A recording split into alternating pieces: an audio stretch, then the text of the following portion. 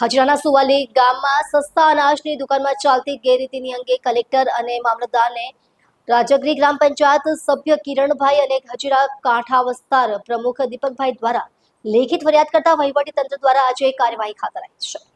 રાજગરી ગ્રામ પંચાયતના સુવાલી ગામમાં આવેલી સસ્તા અનાજની દુકાનમાં ચાલતી કથિત ગેરરીતિના આરોપોને લઈને નાયબ મામલતદારની ટીમ દ્વારા સ્થળ તપાસ કરવામાં આવી હતી। આ તપાસ ગ્રામ પંચાયત સભ્ય કિરણભાઈ અને હજીરા કાંઠા વિસ્તાર પ્રમુખ દીપકભાઈ દ્વારા કલેક્ટર અને મામલતદારને મોકલવામાં આવેલી લેખિત ફરિયાદ પછી કરવામાં આવી હતી। આ મુદ્દે સ્થળે પહોંચીને નાયબ મામલતદાર અને તેમની ટીમે રેશન કાર્ડ ધારકો, ફરિયાદકર્તાઓ અને ગ્રામજનોની રજૂઆતો સાંભળી લોકોએ અનાજની ગુણવત્તા, વજનમાં કમી અને વિતરણ પદ્ધતિ સહિતની અનેક સમસ્યાઓ ઉઠાવી હતી। અધિકારીઓએ ગ્રામજનોને આ ફરિયાદોની ત્વરિત તપાસ અને ભવિષ્યમાં સમસ્યાઓનો સુખદ ઉકેલ લાવવાની બાંહેધરી આપી છે।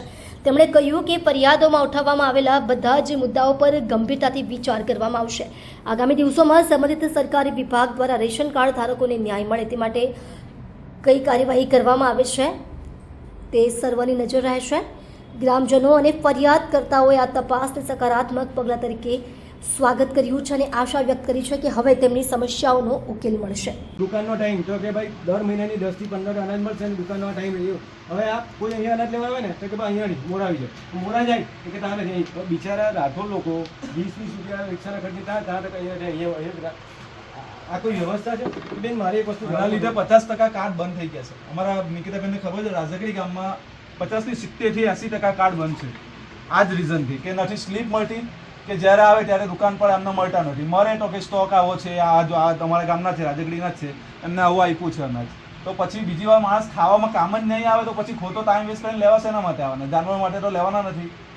બેન બીજી મારી તમને એક નમ્ર વિનંતી હતી કે મામલતદારશ્રી, નાયબ મામલતદારશ્રી અને એની નીચે પુરવઠા આવે ને પુરવઠા વિભાગ મેઇન પુરવઠા અધિકારી શ્રીના હસ્તકારે એટલે તમારી ઉપર આગે નીચે આવો, અમારી ઉપર. તો તમે નીચે આવો। તો મારે તો જે આટલો સેન્સિટિવ વિભાગ, ગરીબોનું અનાજ વિતરણ કરતી વ્યવસ્થા, બરાબર, એના માટે જે કોઈ પણ વિભાગને આપણે બનાવેલો છે ને કે ભાઈ એ વિભાગની જવાબદારી બને છે કે આ વ્યવસ્થા બરાબર ચાલે છે કે નહીં ચાલતી, જેને જોવા માટે રાખ્યા છે અને જેમને પબ્લિકના ટેક્સના પૈસામાંથી પગાર આપે છે સરકારની લેવલ તો ટેક્સ પબ્લિકનો, બરાબર, 1 રૂપિયાની માચીસ ખરીદતો હોય કે 5 રૂપિયાનું બિસ્કીટનું પાકીટ ખરીદતો હોય એ પણ ટેક્સ ભરે છે। તો જે વિભાગ આપણે બનાવ્યો છે કે આ લોકોને દેખરેખ રાખવાની, આ લોકો વિતરણ વ્યવસ્થા બરાબર કરે છે કે નહીં, તો એ લોકો કેમ નથી જોતા? એના માટે સામાન્ય વ્યક્તિ અથવા તો મારા જેવા કોઈ જાગૃત નાગરિકે જઈને ત્યાં લડાઈ કરીને લેખિતમાં અરજી કરવા જવું પડે, પછી ત્યાંથી તપાસ આવે, એના પહેલાં આ વિભાગની જવાબદારી બને છે।